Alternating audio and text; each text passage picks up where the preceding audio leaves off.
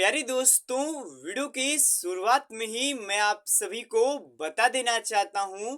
आज के डेट में यानी कि 7 जून 2024 के डेट में बिहार स्वास्थ्य विभाग के माध्यम से कई सारे बड़े अपडेट जारी कर दिए गए हैं।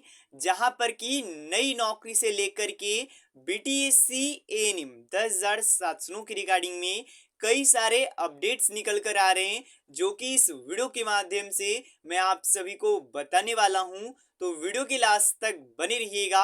और जो भी स्टूडेंट्स इस चैनल पर नए आए हो, चैनल को सब्सक्राइब करके बेल नोटिफिकेशन ऑल सेट कर लीजिएगा। अब चलिए दोस्तों, जानकारी के ऊपर चलते हैं।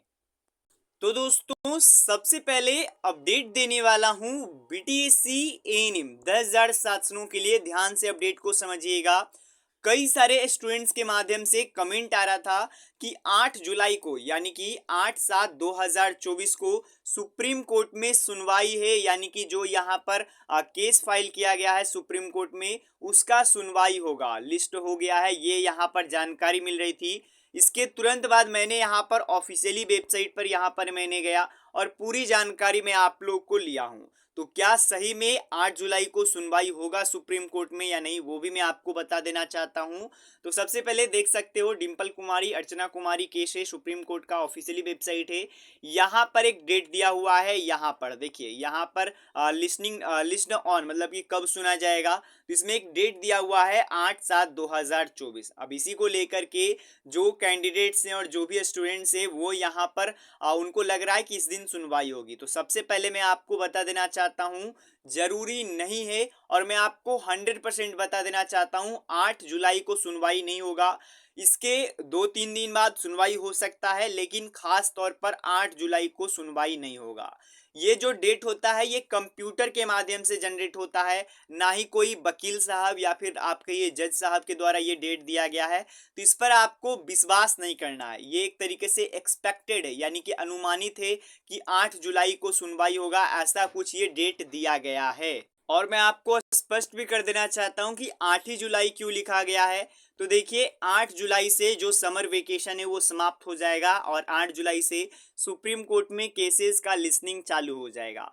ये आप जान लीजिए। एसएलपी नंबर तो मिल ही चुका है, तो आप लोग का प्रक्रिया सब कुछ कंप्लीट है, केवल और केवल लिसनिंग होना है। और वो भी लिसनिंग 10-11 के बीच में आपको, या फिर मतलब जैसे ही कोर्ट खुलेगा उसके 1 सप्ताह 2 सप्ताह के भीतर में सुनवाई होगा। और जो भी नतीजा आएगा वो आपको देखने को मिलेगा। ये लेटेस्ट अपडेट है दोस्तों आप लोगों के लिए।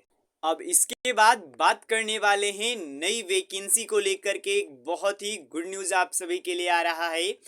देख सकते हो, ये जो मैं आपको लगातार आपको बताता था कि जैसे ही लोकसभा का चुनाव खत्म होगा उसके बाद वैकेंसी पर भी ध्यान दिया जाएगा। लगातार अपडेट आ रहा था और मैं भी आपको बता रहा था। और वही गुड न्यूज़ है दोस्तों, स्वास्थ्य विभाग में यहाँ पर बैठक हुआ है जिसमें कि 45,000 नियुक्तियों का निर्णय लिया गया है, जिसमें कि विभिन्न विभिन्न पद हैं। सभी कुछ मैं आपको बताऊंगा।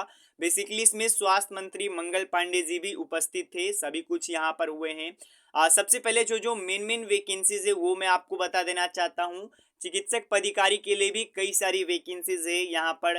करीबन आप मान के चलिए 5,000 से अधिक वैकेंसीज है। कोई संविदा पर है तो कोई कुछ का है। यहाँ पर ट्विटर के लिए वैकेंसीज निकाली जाएंगी 362 पदों पर। नर्स का जो ये वैकेंसी है इसे आप जीएनएम समझिए, जीएनएम या फिर जो यहाँ पर स्टाफ नर्स का वैकेंसी होता है, यानी कि जीएनएम प्लस आप कह सकते हो कि जो पोस्ट बीएससी होता है उन लोगों के लिए भी इसमें मौका दिया जाएगा। तो उनके लिए 6,298 वैकेंसीज आप लोगों के लिए आएंगे। साथ में यहाँ पर नीचे आपको अपडेट दिया गया है एएनएम का। तो एएनएम की वैकेंसी की बात की गई है 15,000, जो कि यहाँ पर दिया गया है 89। तो यहाँ पर अब ये देखना होगा कि क्या इसमें 10,000 शासनों इंक्लूड है। तो मेरे ख्याल से तो 10,000 शासनों इसमें 100% इंक्लूड है। नई वैकेंसी जो कि आपको देखने को मिलेगी वो 5,000 की नई वैकेंसी होगी। ये भी वैकेंसी परमानेंट ही आएगी, क्योंकि अगर संविदा आती तो संविदा यहाँ पर लिखा हुआ रहता। तो ये आप जान लीजिए, मिनिमम 5,000 वैकेंसी आपको एएनएम के लिए भी इस वर्ष नई वैकेंसी देखने को मिलेगा। तो ये आप लोग एकदम समझ लीजिए।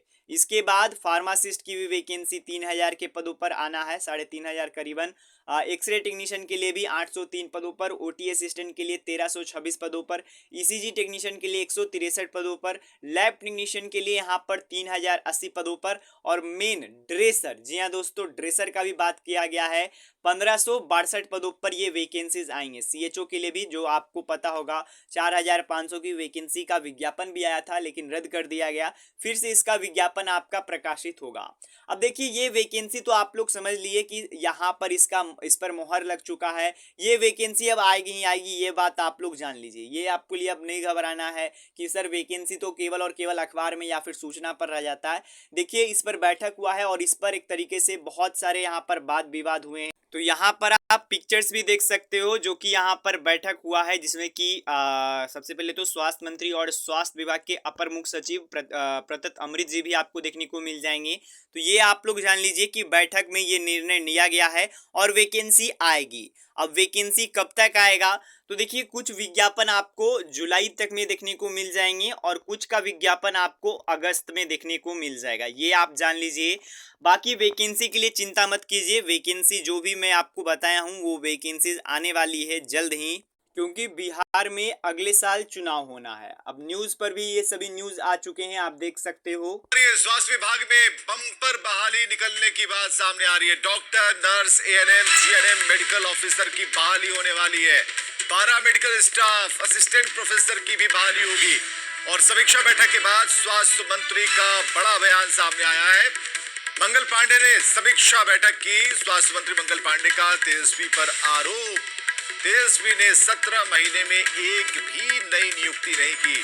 मेरे कार्यकाल में हुई बहाली पर बांटा है नियुक्ति पत्र। कई आरोप तेजस्वी पर उन्होंने लगाए। उन्होंने कहा कि तेजस्वी ने ना बहाली की, ना मॉनिटरिंग की। अब लगातार स्वास्थ्य विभाग नौकरियां देगा। नियुक्तियों का ब्यौरा के लिए समीक्षा बैठक हुई थी। तो जैसा कि आपने वीडियो क्लिप के माध्यम से समझा, साथ में कई सारे अखबारों में भी अपडेट आ चुका है कि 45,000 पदों पर बहाली किया जाएगा। यहाँ पर देख सकते हो, ये हिंदुस्तान का है, ये यहाँ पर जागरण का है दोस्तों, और ये दैनिक भास्कर का है। यहाँ पर भी आप पढ़ सकते हो कि नर्स, डॉक्टर, टेक्नीशियन समेत पैरामेडिकल यानी कि डेंटल, ड्रेसर, आपका ईसीजी, ओटी, इन सभी का वैकेंसीज होगा। इसके बारे में बात किया गया है। और भी बहुत सारे पॉइंट जिसमें बताए गए हैं कि लंबे समय से नियुक्तियां नहीं आई है इस पे स्वास्थ्य विभाग में, तो इसके रिगार्डिंग में भी बात किया गया है दोस्तों। और लास्ट में एक और अपडेट दे देना चाहता हूं, मधुबनी के सदर अस्पताल में एक खराब स्थिति आप सभी यहां पर देख सकते हो। किस प्रकार से ओटी में पानी घुस चुका है वो आप देख सकते हो। ऑपरेशन थिएटर में ये देखने को मिला है।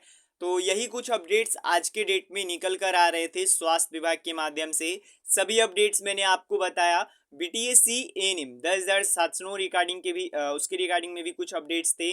नई नौकरी को लेकर के भी मैंने आपको गुड न्यूज़ दिया। बाकी इस वीडियो में इतना ही था। धन्यवाद दोस्तों वीडियो देखने के लिए। मिलते हैं कोई इशू में, तब तक के लिए गुड बाय, धन्यवाद।